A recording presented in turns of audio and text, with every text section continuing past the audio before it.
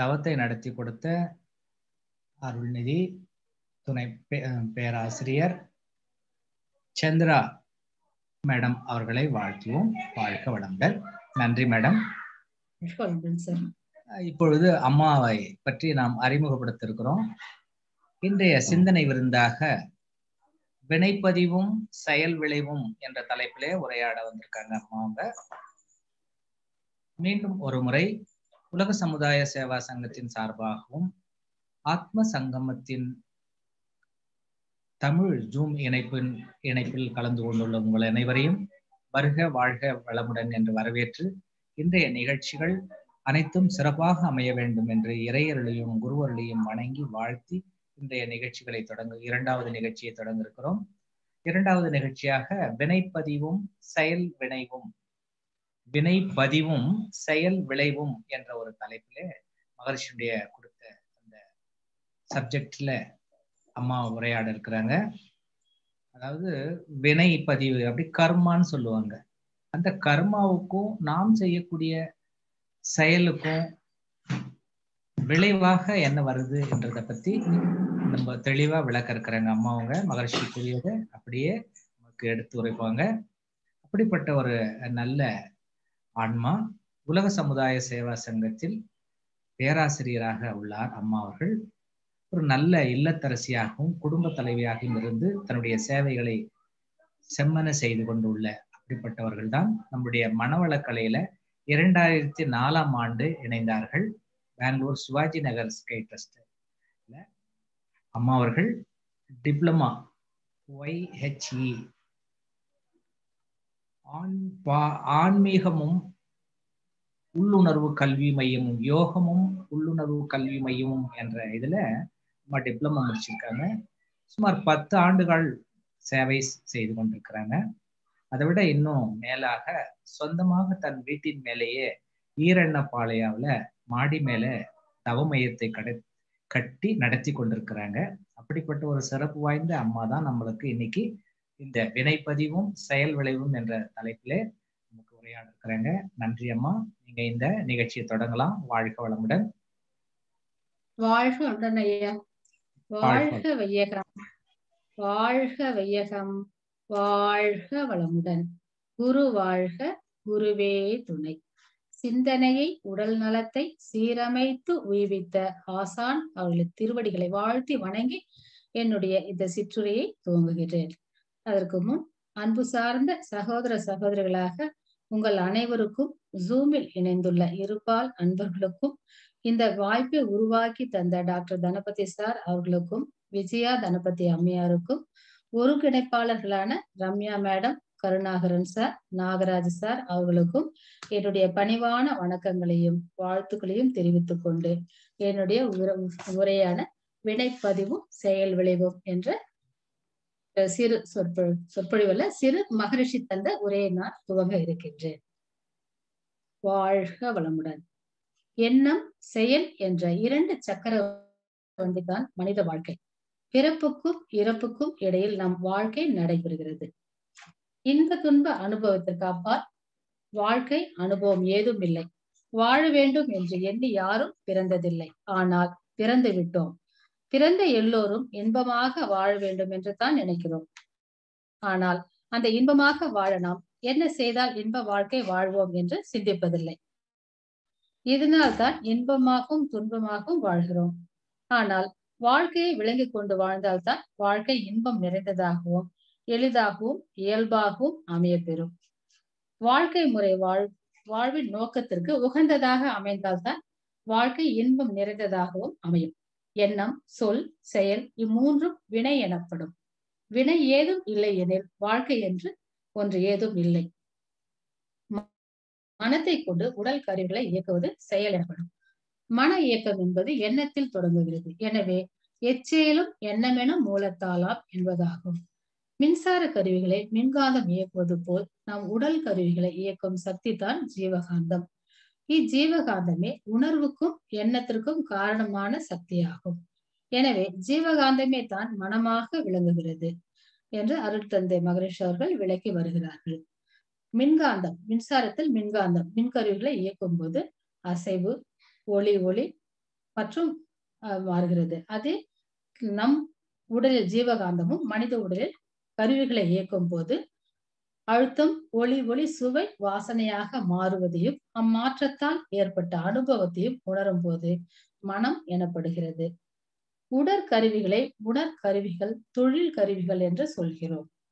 தோல், நாக்கு, மூக்கு, கண்கள், காதுகள் இவ்வைந்தும் உணர்கருவிகள் ஆகும். கைகள், கால்கள், வாய், பால்குறி, குதம் இவ்வைந்தும் தொழில் கருவிகள் எனப்படும். எந்த ஒரு ஜீவனும் தன் உடல் கருவிகளை இயக்கும் போது அதன் ஜீவகாந்தம் செலவாகிறது. அவ்வாறு செலவாகும் வேகம் கருவிகள் தாங்கும் அளவுக்கு இருந்தாலும் ஜீவகாந்தத்தின் இருப்பு உடல் மன இயக்க தேவைக்கு குறைவுபடாமல் இருந்தாலும் ஜீவகாந்தத்தின் செலவு அறிவுக்கு பொருந்தும் உணர்வாக இருக்கும். அத்தகைய உணர்வு தான் இன்ப உணர்வாகும். அவ்வாறின்றி பொருந்தாத உணர்வாக இருந்தால் அதுவே துன்ப உணர்வாகும். ஜீவகாந்தத்தில் இருக்கும் ஆற்றல், விரிக்கும் ஆற்றல் என இரட்டை ஆற்றல் உள்ளதால் ஜீவகாந்த செலவில் ஏற்பட்ட விளைவும் பெற்ற அனுபவமும் சூழலும் ஜீவகாந்த ஆற்றலின் மைய பகுதியில் சுருக்கி இறுக்கி இருப்பாக வைக்கப்படுகிறது. இக்காந்த களமே கருமையம் அல்லது ஆன்மா என்று அழைக்கப்படுகிறது. இக்கருமைய பதிவே வினைப்பதிவு எனப்படும். விமானத்தில் செயல்படும் கருப்பு பெட்டியை போன்றது. ஜீவகாந்தம் செலவாகும் சுழல் வேகத்திற்கு ஏற்பவும் ஜீவகாந்த செலவு தனக்கோ பிறருக்கோ ஏற்படுத்திய இன்ப துன்ப விளைவிற்கு ஏற்பவும் ஒரு வகையான காந்த மின்சார ரசாயன தன்மாற்றம் அடைகிறது. இதுவே வினைப்பதிவு ஆகும். தனக்கும் பிறருக்கும் இன்ப அனுபவத்தை ஏற்படுத்திய வினையால் ஜீவகாந்த களம் கலங்கப்படுவதில்லை. அது இயற்கைக்கு உகந்த தரமாகும். தனக்கும் பிறருக்கும் துன்ப அனுபவத்தை ஏற்படுத்திய வினைதான் கருமையத்தின் இயற்கை தன்மையை களங்கப்படுத்தி விடுகிறது. இத்தகைய தரமாற்றமே தீய வினைப்பதிவு அல்லது களங்கம் ஆகும். நாமும் நம் முன்னோர்களும் உணவு, உழைப்பு, உறக்கம், உடலுறவு, எண்ணம் ஆகிய ஐந்தில் அளவு மீறி முறை மாறி ஆற்றிய செயல்களும் பேராசை, சினம், கடும் பற்று, முறை தவறிய பாலுணர்வு, உயர்வு தாழ்வு மனப்பான்மை, வஞ்சம் ஆகிய துர்குண வயப்பட்டு செய்த செயல்களும் தான் வினைப்பதிவுக்கு காரணம்.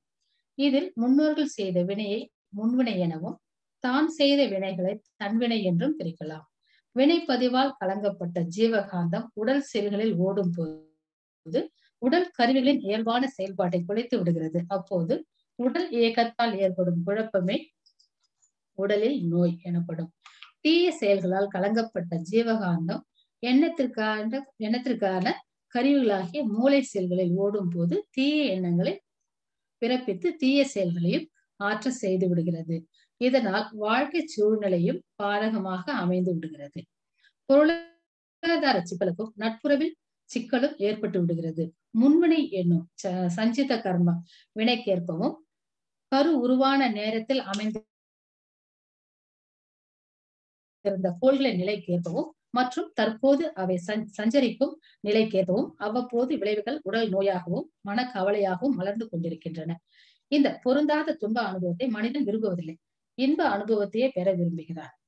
ஆனால் வினைப்பதிவுகள் தான் துன்பங்களுக்கு காரணம் என்பதை சரியாக விளங்கிக் கொள்ளாததாலும் நல்ல வினைகளை ஆற்றும் திறன் மனிதனுக்கு இல்லாததற்கான காரணத்தை அறியாததாலும் வினைப்பதிவாம் களங்கத்தை போக்க இயலாமல் மனித குலம் தவித்துக் கொண்டிருக்கிறது. வினைப்பதிவை தூய்மை செய்து இன்பமாக வாழ வழிகாட்டும் வாழ்வியல் நூலாகிய திருக்குறள் இருள் சேர் இருவினையும் சேரா இறைவன் பொருள் சேர் புகழ் புரிந்தார் மாட்டு என்று கூறுகிறது. ஆனால் இறைவனை சேர்தல் என்பதற்கான சரியான விளக்கத்தை அருள் தந்தை தத்துவஞானி வேதாத்ரி மகரிஷி அவர்கள் தான் எடுத்துரைத்து வருகிறார்கள். அவர்கள் தீய வினைகளை ஆற்றி பழகி போன மனித அறிவு தன் மூல நிலையாகிய இறைநிலையை யோக சாதனை என்னும் அறிவுக்கு அளிக்கப்பட வேண்டிய பயிற்சியின் மூலம் உணர்ந்து நல்வினைகளை ஆற்றும் போதுதான் தன் வினையால் இனி ஆன்மா கலங்கப்படாததோடு இப்பிறவியில் தான் கருமையத்தில் கொண்டு வந்துள்ள முன்னோர்களின் வினைப்பதிவையும் தூய்மை செய்து கொள்ளலாம் என்கிறார்கள். ஆனால் அத்தகைய வினையை ஆற்றுவதற்கு எது நல்வினை என்று தெரிந்து கொள்ளும் தெளிந்த அறிவாகிய ஞானம் பெற வேண்டும். அதோடு தீய செயல்களை பல பிறவிகளிலும் தலைமுறையாக செய்து பழகிவிட்ட மனிதன் இனி அறிவு விளக்க வழியில் நல்லதை செய்ய போதிய வல்லமையையும் பெற வேண்டும் என்கிறார்கள் பெரியவர்கள். கற்றதனால் ஆய பயன் என்கொள் வாளறிவன் நற்றால் தொழார் எனின். அறிவுடையார் ஆவது அறிவார் அறிவில அக்தரி கல்லாதவர். எண்ணிய எண்ணியாங்க எய்துவோ எண்ணியர் திண்ணியர் ஆக பிறன் என்கிறார் திருவள்ளுவர். எனவே நல்ல வினைகளை ஆற்ற ஞானமும் வல்லமையும் வேண்டும். அஞ்ஞானமும் வல்லமை குறைவும் உள்ள மனிதன் தான் ஞானமும் வல்லமையும் பெற தனக்கும் மேலான முற்றறிவாகவும் சர்வ வல்லமையும் பொருந்திய தன் மூல நிலையாகி இறைநிலையோடு அறிவை இணைத்து பழகுதல் வேண்டும். அதற்கான எளிய பயிற்சியை தான் அருட்தந்தை வேதாத்ரி மகரிஷி அவர்கள் மனவள கலை என்னும் வாழ்க்கை வள கல்வியாக வடிவமைத்து பயிற்றுவித்து வருகிறார்கள். அக்கலையை பயின்று வினை தூய்மை பெற்றால் மனித குலம் வளமுடன் வாழும் என்பது திண்ணம். மனித குலம் நல்வினைகளை ஆற்றி கருமையம் எனும் ஆன்மாவை தூய்மை செய்யாவிட்டால் ஒவ்வொரு மனிதனும் தான் வாழும் காலத்தில் துன்பத்தில் சிக்கி தவிப்பதோடு கருத்தொடராக வரும் வருங்கால சந்ததியும் துன்ப கடலில் ஆழ்ந்து போகும். திளைக்கும் வினைக்கடல் தீர்வுறு தோணி இளைப்பினை நீக்க இருவழியுண்டு. தனக்கும் இளைக்கும் அக்கேடில் முதல்வன் தவமும் அறமும் மேற்துணையாமே என்கிறார் திருமூலர். அறிவதனை கருவினிலை இணைத்து தவம் ஆற்ற ஐம்புலன்கள் அமைதி பெறும். அருகுணம் சீராம். அறிவு தன் விழிப்பு நிலை பிறழாத தெளிவில் 5 பெரும் பழிச்செயல்கள் விளைய வழியது. அறிவு உயிரில் அடங்கி அந்நிலையில் மேலும் ஆழ்ந்து ஒடுக்கி துரிய நிற்க முன்வினைகள் போமே. அறிவு துரியாதீத நிலை நிற்க நிற்க ஆதியாம் மெய்ப்பொருளாம் அரும் பிறவி தொடரே என்கிறார் மகரிஷி. செயல் விளைவு காசன் எஃபெக்ட். உலகம் ஓர் உண்மையை உணர்ந்து நடக்க வேண்டும். தன்னுடைய இன்றைய வாழ்க்கை நிலைக்கு காரணம் தான் இதுவரை செய்து வந்த செயல்களின் விளைவே என்ற அறிவு தான் அது. இறைவனே மனிதர் நலம் தீதென பகுத்தறியும் அறிவாக வந்த பின்பு அவரவர்களே தான் தம் விதியை நிர்ணயிக்கிறார்கள். இதை உணர்ந்து கொள்வதே செயல் விளைவு தத்துவமாகும் என விளக்குகிறார் தத்துவ ஞானி வேதாத்ரி மகரிஷி அவர்கள். இதை உணர்ந்து கொள்ள ஒரு மனிதனுடைய இப்பிறவி வாழ்நாள் மட்டும் எடுத்து ஆராய்வதால் விடை கிடைக்காது. மரத்தினது தன்மை அனைத்தும் வித்தின் தரத்தை ஒக்கும். மனிதனின் தன்மை உணர கருத்துடராக அவன் தாய் தந்தை அவர்களுக்கு முன்னோர்கள் என்று கருவின் பாரம்பரியத்தை அறிய வேண்டும். தந்தை தாய் ஈருயிரும் ஒன்று சேர்ந்து தழைத்ததொரு உடலாகி உலகில் வந்தேன். அந்த ஈருயிர் வினைகள் அறமோ மற்றும் அளித்த வினைப்பதிவுகள் எல்லாம் என் சொத்தாட்சி என்கிறது மகரிஷியின் கவி. ஒருவன் செய்கின்ற செயல் அவனுக்கு எப்படி வினையாக வருகிறது என்பதை ஆராய்வோம். தந்தை தாய் உடலிழைப்பால் உருவம் பெற்றோம். அந்த உடல் அதிகபட்சம் 100 ஆண்டுகள் வாழ்கிறது. ஆனால் இவ்வுடலை இயக்கும் ஆன்மா என்ற உயிர் ஆதி நிலையிலிருந்து பஞ்சபூதங்களாகி ஓரிரவு முதல் 6 அறிவு வரை தொடர்ந்து வித்துவின் வழியே வந்து கொண்டு இருக்கிறது. உடலின் மையத்தில் உயிர் அமைந்து விந்து நாதத்தை செக்ஷுவல் வைட்டல் ஃப்ளூயிட் ஆதாரமாக கொண்டே இயங்குகிறது. இதை கருமையம் ஜெனடிக் சென்டர் என்கிறோம். உயிர் துகள்கள் தற்சுழற்சியில் காந்த அலைகளை தோற்றுவித்துக் கொள்கின்றன. இதை ஜீவகாந்தம் என்கிறோம். ஜீவகாந்தமே உடல் செல்களை இயக்குகிறது. மெய் வாய் கண் மூக்கு செவி என்ற புலன்கள் வழியே சென்று பொருளோடு தொடர்பு கொள்ளும் நிலையில் மனமாகவும் மைண்ட், அதை அறியும் நிலையில் அறிவாகவும் கான்சியஸ்னஸ் செயல்படுகிறது. எண்ணம் சொல் செயல் என முத்தொழுக்கும் வித்தாகிறது. இதை ஒரு கணினியோடு கம்ப்யூட்டரோடு ஒப்பிடலாம். கணினியில் எவ்வாறு நாம் செய்திகளை சேர்த்து வைக்கிறோமோ அதே போன்று ஒரு மனிதனுடைய நினைவாற்றல் தொடங்கும். 3 வயது முதல் வாழும் காலம் வரை அவன் செய்த செயல்கள் அனைத்தையும் அவனுடைய காந்த கருமையமானது வாங்கி சுருக்கி இருப்பாக்கி தன்னுள்ளே பதிவு செய்து வருகிறது. தேவை மற்றும் சூழ்நிலை தோன்றும் பொழுது அதற்கு தொடர்புடைய அனைத்தையும் எடுத்து காட்டுகிறது. ஒரு பசுவை பார்க்கும் பொழுது அது எவ்வாறு மூளை செல்களில் பதிவாகி விரித்து காட்டுகிறது என்பதை மகரிஷியின் கவி விளக்குகிறது. பசு ஒன்றை பார்க்கின்றோம். பார்க்க காட்சி கண்ணில் பார்வையிலே கொசு அளவில் பதிந்து காட்ட காண்போம்.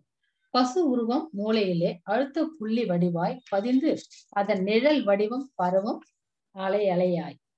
பசு உருவம் ஜீவகாந்த பரநிலையில் ஆழ்ந்து பரவி இருப்பாகி விடும் ஜீவகாந்த களத்தில். பசு மற்ற பதிவு எல்லாம் மனச்சூழலுக்கேற்ப கருத்து மூளை செல் விரிக்க எண்ணமாக மலரும். பந்தை எடுத்து சுவற்றில் அடித்தால் விளைவு திரும்ப வரும். கல்லை எடுத்து மேலே வீசினால் விளைவு பூமியில் கவர்ச்சி ஆற்றால் கீழ்த்தான் விழும்.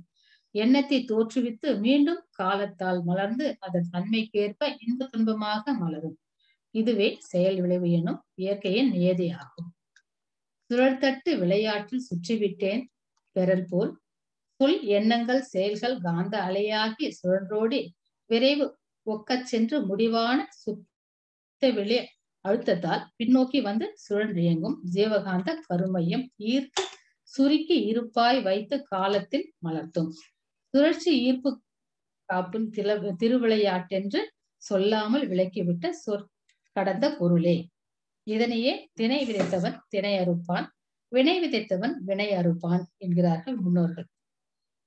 For every action there must be equal and opposite reaction. பௌதீக விதி.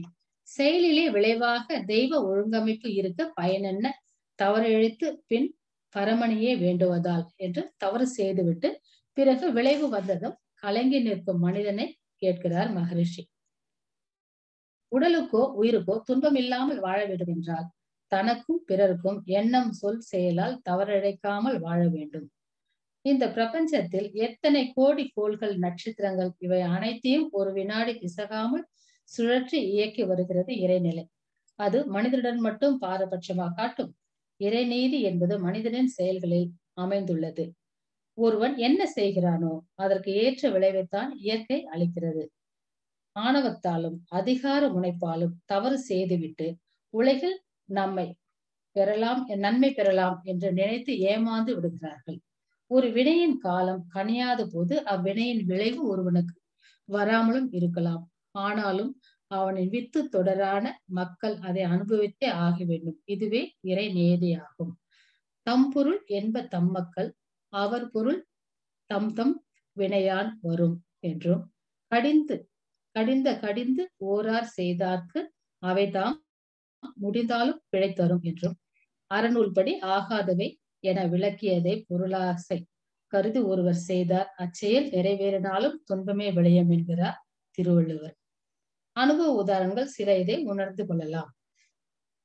இதை எழுதி கொண்டிருக்கின்ற இன்றைய செய்தித்தாள் நாளிதழ்கள் புரட்டுகிறோம். லஞ்சம் வாங்கி லஞ்சங்கள் சேர்த்த போக்குவரத்து துறை முன்னாள் இந்நாள் அதிகாரிகள் ஊழியர்கள் வீட்டில் ரெய்டு கைது என்ற படங்களுடன் செய்திகள் நிறைய வருகின்றன. இது எந்த அளவிற்கு அவர்கள் குடும்பத்தார்கள் மனத்திற்கு மகிழ்ச்சியை மன அமைதியை நல்கும். ஒரு 22 வயது இளைஞரின் இறப்பு நிகழ்ச்சியில் அவர் தற்கொலை செய்து கொண்டான் என்றும், அங்கு வந்த ஒரு மூதாட்டி ஒருவர் தன் பக்கத்து மூதாட்டியிடம் செயல் விளைவு பற்றி விவரித்துக் கொண்டிருக்கிறார். இந்த பையனுடைய தாத்தா இறக்கும் முன் தன் மக்கள் இருவரையும் அழைத்து ஒரு பெயரை சொல்லி அந்த ஏழை விதவைக்கு 300 ரூபாய் கடன் கொடுத்திருந்தேன். அவள் அனைத்தையும் கட்டிவிட்டாள். அவள் நிலத்தை கடனுக்காக நம் மீது எழுதி வைத்திருக்கிறோம். நான் இறந்து விட்டாலும் அவளுக்கு நிலத்தை திரும்ப எழுதி கொடுத்து விடுங்கள் என்று பெரியவர் கூறுகிறார். சில நாட்களில் பெரியவர் இறந்து விடுகிறார். சிறிது காலம் கழித்து அந்த ஏழை பெண்ணும் தன் கல்யாண வயது மகளுடன் வந்து அந்த நிலத்தை கேட்கிறார். என் மகளுக்கு கல்யாணம் செய்ய வேண்டும், அந்த நிலத்தை விற்றுத்தான் என் மகளுக்கு திருமணம் செய்ய வேண்டும் என்று கேட்கிறார்.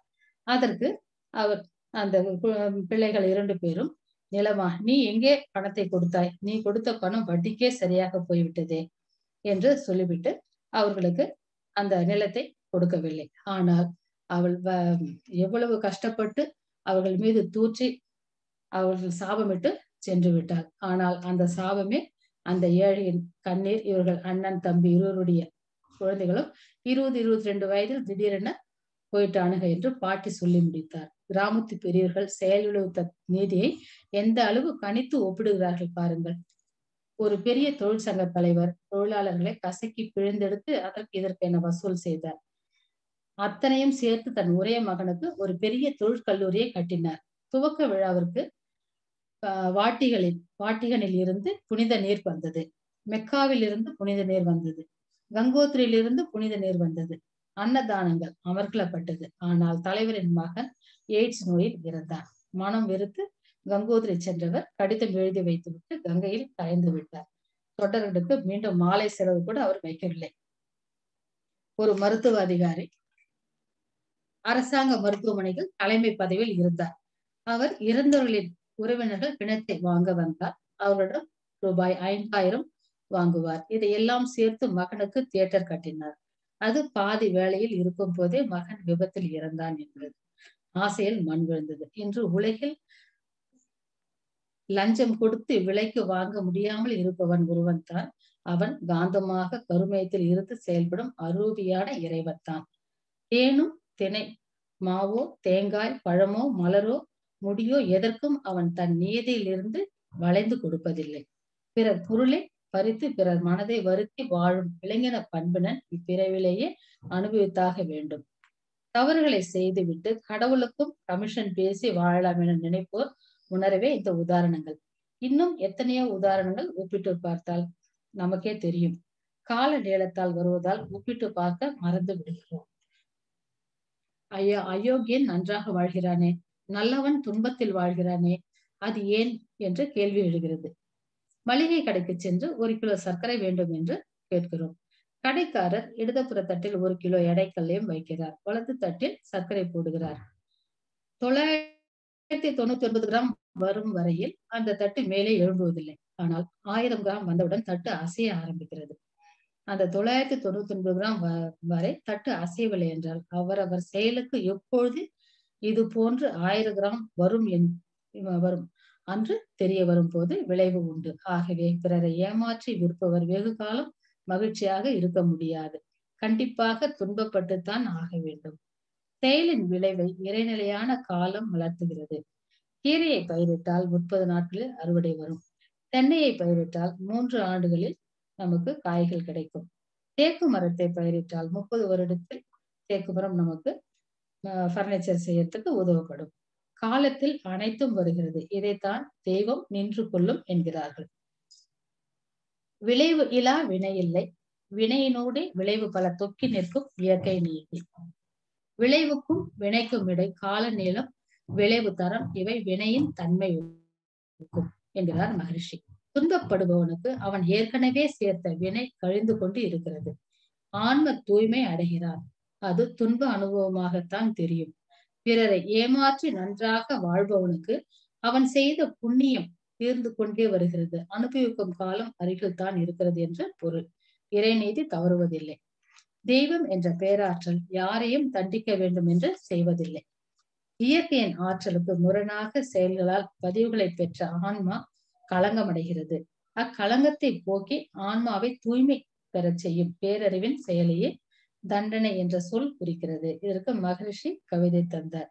அது சிறு தவறு பெருந்துன்பம் விளைத்தல் கண்டு சிலர் வினையில் பயன் கொள்கை தவறென்பார்கள். நிலுவையிலே எடைக்கல் ஓர் தட்டில் வைத்து நேர் எதிரில் பொருள் வைத்து நிற்கும் போது இறுதியிலே வைக்கும் பொருள் சிறிதென்றாலும் இதற்கு முன்னம் வைத்ததெல்லாம் சேர்ந்து அழுத்தும். பெரும் உண்மை சான்றாகும் முன் இருப்பாம். பெரும் தீய பதிவு சிறு தவறால் ஓங்கும் என்கிறார். இந்த பாடல் ஞான களஞ்சியத்தில் 1296வது பாடலில் இருக்கின்றது. ஒருவரின் செயல்கள் துன்பம் அடைந்தவர் பெருந்தன்மையோடு மன்னித்து விட்டாலும் துன்பம் செய்வித்தவரின் உள்ளுணர்வாக உள்ள பேரறிவானது பதிவு செய்து இருப்பு வைத்து விளைவை காலத்தால் அழித்துவிடும். முனிவர் என்றாலும் முள்ளெடுத்து குத்தினால் வலிக்கத்தானே செய்யும். முள்ளெடுத்து ஒருவர் பிறன் மீது குத்த முனிவர் எண்ணினும் துன்பம் நிச்சயமாம். எல்லளவும் பிறர் தீங்கு நினையா ஞானி எண்ணினும் அவர் துன்பாலை சாபமாகும். உள் உணர்ந்தோர் அப்பழியும் நேரா வண்ணம் ஒருத்து அவர் திருந்தி வாழ வாழ்த்துவார்கள் என்கிறார் மகரிஷி. ஒரு முனிவர் காட்டில் தவம் ஏற்றிக் கொண்டிருந்தார். அந்த வழியாக அரண்மனை சிப்பந்திகள் திருடனை விரட்டி வந்தனர். திருடன் தான் அரண்மனையில் இருந்து திருடி வந்த மாலையை அந்த முனிவர் மேல் போட்டுவிட்டு தப்பி சென்று விட்டார்கள். அரசு காவலாளிகள் முனிவரின் மேல் ஆரம் இருந்ததை கண்டு அந்த முனிவரை அப்படியே தூக்கி சென்று அரண்மனையில் வைத்தனர். அப்போதும் அவர் தியானத்திலிருந்து விழிக்கவில்லை. ஒரு கழுமரம் கூர்மையானது. அதில் எண்ணெய் விட்டு வழவழப்பாக வைத்திருந்தனர். உச்சியிலே கூர்மையாக இருந்தது. அதில் முனிவரை அப்படியே தூக்கி வைத்தனர். அப்போதும் அவர் தவம் களையவில்லை. அந்த மரத்தில் வைத்தவை அப்படியே 2ஆக பிளந்துவிடும் தன்மை கொண்டது அந்த மரம். ஆனால் அந்த முனிவரின் இருக்கையில் சுல் என்று வைத்தவுடன் அவர் அவசக்தியால் கீழே இறங்காமல் அப்படியே நின்றார். அப்போது அரசன் அவரை கீழே இறக்கும்படி கூறி நடந்தது என்னவென்று விசாரித்து அவரை விடுவித்து விட்டார். ஆனால் அந்த முனிவருக்கு மாத்திரம் நமக்கு ஏன் இப்படி நடந்தது என்று நினைவு கூர்ந்து பார்த்தார். அப்போது அவர் சிறு வயதாக இருக்கும் போது தும்பியின் வாளை கயிற்றால் கட்டி விளையாடுவது நினைவுக்கு வந்தது. அப்போது செய்த சிறு தவறுக்கு இப்போது இறைநீதி தவறாது தக்க பாடம் புகட்டியதை உணர்ந்தார். இதுவே செயலிழைவு நியதியாகும். அவருக்கு ஞானத்தால் தான் கழுமரத்தில் கீழே இறங்காமல் தப்பித்துக் கொண்டார். ஆனால் அந்த விளைவு என்பது வந்துவிட்டது. சில சமயங்களில் சமுதாய வினைக்கு தனி மனிதனும் பாதிக்கப்படுவான். ஏனெனில் சமுதாய உழைப்பான உணவு, உடை, உற்பத்தி பொருட்கள் அனைத்தையும் தனி மனிதன் அனுபவிக்கிறார். அதனால் தனி மனித வினை சமுதாய வினைக்கு உட்பட்டே செயல்படும் என்கிறார்கள். ஒரு பெரிய எஜமான் ஒருவன் நல்ல பெரிய அரண்மனையான வீடுகளை கட்டி நன்றாக வாழ்ந்து கொண்டிருக்கின்றார். ஆனால் புதிதாக வீடு புகுந்து நல்ல முறையில் வாழ்ந்து கொண்டிருக்கான். ஆனால் தினமும் அவன் உறங்கும் பொழுது தன் மனைவி நாம் வீடு மாற வேண்டும், நாம் வேறு வீட்டுக்கு செல்ல வேண்டும், வேறு வீட்டுக்கு செல்ல வேண்டும் என்றே கூறிக்கொண்டிருந்தார். ஏன் இப்பொழுது தானே நாம் இந்த புது வீட்டுக்கு வந்திருக்கோம், வீடு நன்றாக இருக்கிறது, ஏன் இவர் தினமும் இப்படி சொல்கின்றாரே என்று அவர் மனைவி யோசித்தாள். ஆனால் அப்பொழுது என்ன தெரிந்தது என்றால், அவர்கள் வீட்டில் சமையல் செய்யும் சமையல்கார அம்மா, அந்த அம்மா சமைத்து கொண்டே அவர்கள் வீடு மழைக்கால் ஒழுகியதால் பழைய வீடாக இருந்ததால் அந்த அம்மா சமைக்கும் பொழுது நான் வேறு வீடு மாற வேண்டும், இந்த வீட்டில் மழை பெய்தால் தண்ணீர் வருகிறது என்று அந்த அம்மா எண்ணிக்கொண்டே சமைத்ததனால் அந்த சமையலை இவர் கொண்டதனால் இவருக்கும் அந்த எண்ணமானது வந்து கொண்டே இருந்தது. அப்படி சமூகத்தில் விளைவதும் தனி மனிதனை பாட்டும். செயல் விளைவு தத்துவத்தை உணரும் போது மனித வாழ்வில் பொறுப்புணர்வு அதிகமாகிறது. இறைவனே விளைவாக வருவதால் இறைவனை தனியே தேடுகின்ற காலமும் மிச்சமாகிறது. மனிதன் தன் செயல்களை ஒழுங்குபடுத்தும் போது அதுவே இறை வழிபாடாகிறது. இதை உலக சமுதாயம் உணரும் போது எத்தனை தேவையற்ற சடங்குகள் ஒழிகின்றன, உயிர்களை மதித்து வாழும் பண்பு மலர்கிறது. இதை உலகிற்கு உணர்த்த வேண்டியது அறிஞர்கள் கடமை என்கிறார் மகரிஷி அவர்கள். ஒரு செயல் செய்யும் முன் இது நமக்கோ பிறருக்கோ உடலுக்கோ உள்ளத்திற்கோ என்ன விளைவை உண்டாக்கும் என்பதை நிதானித்து செயல்பட நாம் பழகிவிட்டால் தீங்கிழைக்கும் துன்பம் தரும் செயல்களை தவிர்த்து விடலாம். இதை தவிர்க்க வேண்டும் என்றால் மனவளக்கலை அவசியம். நாம் கற்றிருக்க வேண்டும். அப்போதுதான் தியானம் செய்து எண்ணத்தை ஆராய்ந்து ஆசையை சீரமைத்து சினத்தை ஒழித்து கவலையை ஒழித்து நான் யார் என்ற நிலையை அறியும் போது ஐ ஆம் நியூ என்பதை உணரலாம். I introspection, A analysis of thoughts, a moralisation of desire, N neutralisation of anger, E eradication of worries, W who am I. நானும் இறைநிலையும் ஒன்று, அண்டத்தில் உள்ளது பிண்டத்தில் உள்ளது என்பதை அறியலாம். இயற்கைக்கு மாறாக செயல்களை செய்யாமல் செயல் விளைவு தத்துவத்தை உணர்ந்து வாழலாம் என்பதே என்னுடைய இந்த உரை. இதை நான் இப்பொழுது முடித்துக் கொள்கிறேன். வினைப்பதிவும் செயல் விளைவும் என்ற உரையை நான் முடித்துக் கொள்கிறேன். வாழ்க வையகம், வாழ்க வையகம், வாழ்க வளமுடன்.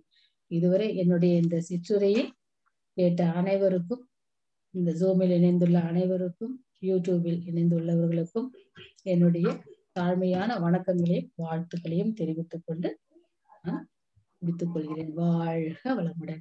வாழ்க வளமுடன் ஐயா. வாழ்க வளமுடன் மேடம்.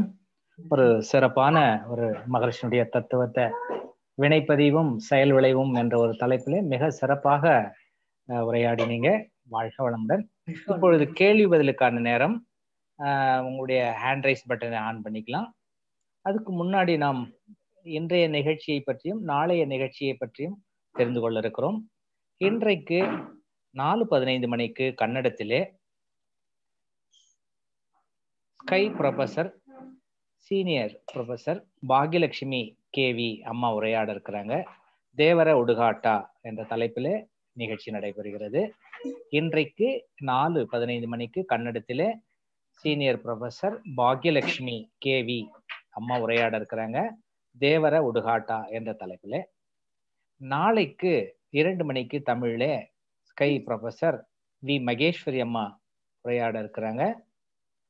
வாழ்க்கையிலும் சமுதாயத்திலும் இருக்கும் பிரச்சனைகளும் மற்றும் அதற்கான பரிகாரங்களும் என்ற ஒரு பெரிய தலைப்புல உரையாட இருக்கிறாங்க.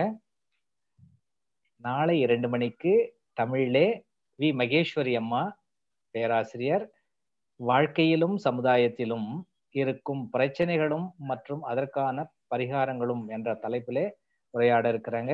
அதை கேட்டு மகிழ்வோம். வாழ்க வளமுடன். நாளை 15 மணிக்கு கன்னடத்திலே SKY senior professor Satyanarayana Rao தலைப்பு விவாகத பதத்தி என்ற தலைப்பிலே உரையாட இருக்கிறாங்க. நாளை 4:15 மணிக்கு கன்னடத்துல சீனியர் ப்ரொஃபசர் சத்யநாராயண ராவ் தலைப்பு விவாகத பக்தி பதத்தி விவாகத பதத்தி என்ற தலைப்புல உரையாட இருக்கிறாங்க. வாழ்க வளமுடன். இப்பொழுது கேள்வி பதிலுக்கான நேரம். அம்மாவோட உரையாட லக்ஷ்மிபதி ஐயா இருக்காங்க. ஐயா நீங்க பேசலாம். வாழ்க வளமுடன். வாழ்க வளமுடன் அம்மா. வாழ்க வளமுடன் சார். வினைப்பதிவும் செயல் விளைவும் தத்துவத்தை ரொம்ப சிறப்பா விளக்கி இருக்கிறீங்க. நிறைய உதாரணத்தோடு விளக்கி இருக்கிறீங்க. ரொம்ப சிறப்பா இருந்தது. வாழ்க வளமுடன் சார். வாழ்க வளமுடன் ஐயா. அடுத்து புலவர் நடராஜன் ஐயா இணைப்புல இருக்கிறாங்க. ஐயா நீங்க பேசலாங்க ஐயா. வாழ்க வளமுடன்.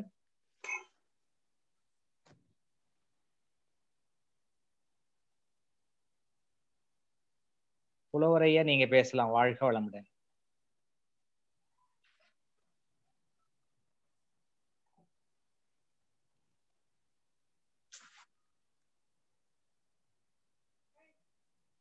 ஐயா புலவர் நடராஜன் ஐயா நீங்க பேசலாங்க ஐயா. வாழ்க வளமுடன்.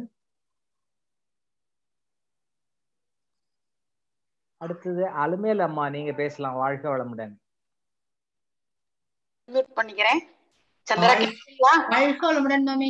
ஆமா, சந்திராமா அவர்கள் தனது வாழ்க்கையிலே 2002 முதல் தன்னுடைய குடும்பத்தை ஒரு கோவிலாக எண்ணி தினசரி மகரிஷியோட கடமைகளையும் தத்துவங்களையும் அன்பை பொழிந்து ஆதரவாக இருந்து இன்பத்தோடு பழகி ஈடில்லா இன்பம் கொடுத்து உண்மையை உணர்ந்து ஊக்கத்தோடு வாழ்ந்து எந்த நிலையிலும் மகரிஷியோட தத்துவங்களை மறவாமல் எல்லோருக்கும் ஏகாந்தமாக விளக்கி உண்மையையும் ஒற்றுமையையும் கூறி அதோடு கதைகள் பல கூறி இந்த தத்துவார்த்தங்களை மகரிஷியோடதை தத்துவ விளக்கங்களை அனுபவபூர்வமாக அனுபவித்ததனால் இவ்வளவு எளிமையாகவும் இனிமையாகவும் கூறியதை கேட்கும் பொழுது என்னுடைய உடல் செழிக்கிறது. அதோ தவிர அவங்க செயல் விளைவு தத்துவத்தை நன்றாக உணர்ந்து பல தடவைகள் நாங்கள் இருவரும் ரொம்ப இணைப்பிரியாத தோழிகள் 2 பேரும் வாழ்க்கையில நடக்கிறத சொல்லி நல்லா அனுபவித்து புலவர் ஐயா கூடயும் நாங்க நிறைய பேசியிருக்கோம். அதுக்கெல்லாம் ஒரு சந்தர்ப்பம் கொடுத்த உலக சமுதாய சேவா சங்கத்திற்கு நன்றி கூறி அவர்கள் உரை மிக சிறப்பாகவும் விருந்து ரொம்ப அறுசுவையோடு இருந்தது என்று கூறி அவர்களுக்கு நன்றி கூறி விடைபெறுகிறேன். வாழ்க வளமுடன் ஐயா. வளமுடன். வாழ்க வளமுடன். அடுத்து புலவர் ஐயா நீங்க பேசலாங்க ஐயா. வாழ்க வளமுடன்.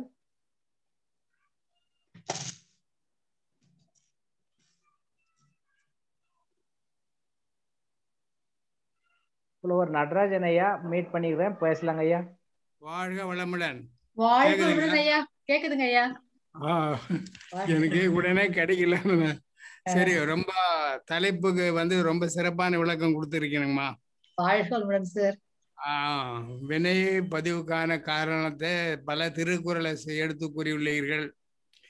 எது நல்வினை என்பதை அறிய வேண்டும் என்று கூறியுள்ளீர்கள். கருமை தூய்மை ஒவ்வொருவருக்கும் அவசியம் என்பதை கூறியுள்ளீர்கள். வித்து தொடரை அறிய வேண்டும் என்று சொன்னது ரொம்ப சிறப்பு. எண்ணம் எவ்வாறு ஏற்படுகிறது என்பதை பல கதைகள் மூலமா சொல்லி விளக்கியிருக்கிறீங்க. இறைவன் பாராபட்சம் அற்றவன் என்று கூறியது சிறப்பு. தவறே சாபமாகும் என்று அறிய சில கதைகளை கூறியுள்ளீர்கள். ரொம்ப நன்றி. நீங்க சொன்ன முடிவுறது பட்னத்தாருக்கு நேர்ந்த ஒரு கதை தான் அது. அதை சிறப்பா சொல்லிக்கிறீங்க. ரொம்ப மகிழ்ச்சி. நன்றி. வாழ்க வளமுடன். வாழ்க வளமுடன் ஐயா. வாழ்க வளமுடன் ஐயா. நன்றி. அடுத்து அம்மாவோட பேச விருப்பம் உள்ளவங்க பேசலாம். உரையாட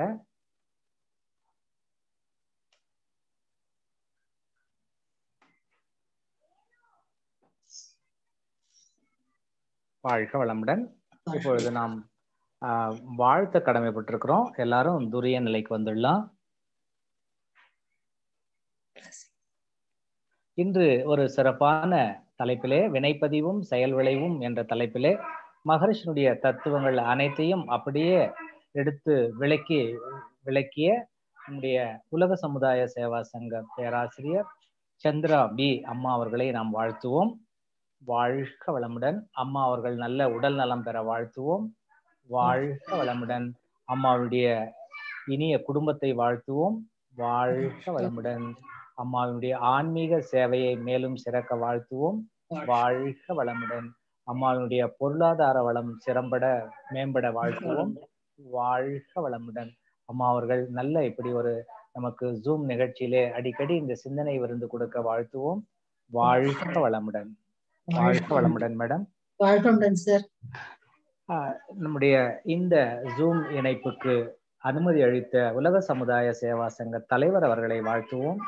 வாழ்க வளமுடன். உலக சமுதாய சேவா சங்கம் கர்நாடக மண்டலம் தலைவர் மற்றும் துணைத் தலைவர் அவர்களை வாழ்த்துவோம். வாழ்க வளமுடன். கர்நாடக மண்டலத்தின் துணைத் தலைவர் அவர்களை வாழ்த்துவோம். வாழ்க வளமுடன். கர்நாடகத்தில் உள்ள அனைத்து அறக்கட்டளைகள், தவ மையங்கள், அதில் நிர்வாகிகள் அனைவரையும் வாழ்த்துவோம். வாழ்க வளமுடன். கர்நாடக மண்டலத்தில் உள்ள அனைத்து தவ மையங்களிலும் சேவை புரியக்கூடிய அனைவரையும் வாழ்த்துவோம். வாழ்க வளமுடன். அனைவருக்கும் ஒரு அறிவிப்பு. மார்ச் 28ஆம் தேதி மகரிஷினுடைய சமாதி மகா சமாதியான நாள். அன்றைய நாள் ஒரு ஞாயிற்றுக்கிழமை 6 மணிக்கு பஞ்சபூத நவகிரக தியானம் நடைபெறவிருக்கிறது.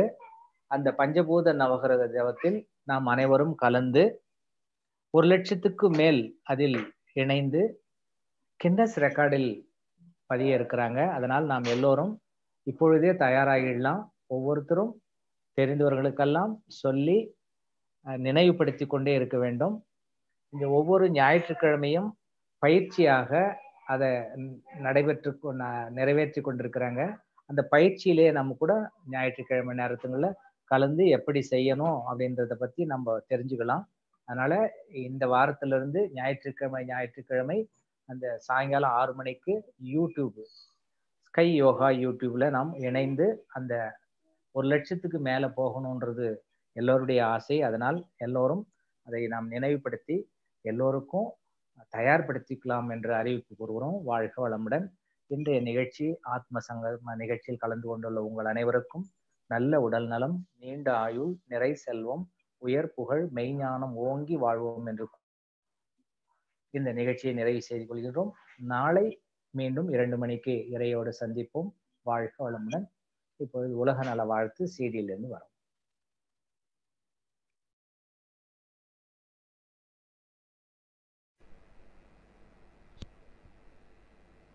உலகமெல்லாம் பருவமழை ஒத்தபடி பெய்யட்டும். உழவரெல்லாம் தானியத்தை உவப்புடனே பெருக்கட்டும். பல தொழில்கள் புரிகின்ற பாட்டாளி உயரட்டும். பகுத்துணர்வில் தொகுத்துணர்வு பண்பாட்டை உயர்த்தட்டும். கலகங்கள் போட்டி பகை கடந்தாட்சி நடக்கட்டும். கல்லாமை கடன் வறுமை களங்கங்கள் மறையட்டும். நலவாழ்வை அளிக்கும் மெய் ஞான ஒளி வீசட்டும். நம் கடமை அறவாழ்வின் நாட்டத்தே சிறக்கட்டும். நம் கடமை அறவாழ்வின் நாட்டத்தே சிறக்கட்டும். நம் கடமை அறவாழ்வின் நாட்டத்தே சிறக்கட்டும். வாழ்க வையகம், வாழ்க வையகம், வாழ்க வளமுடன்.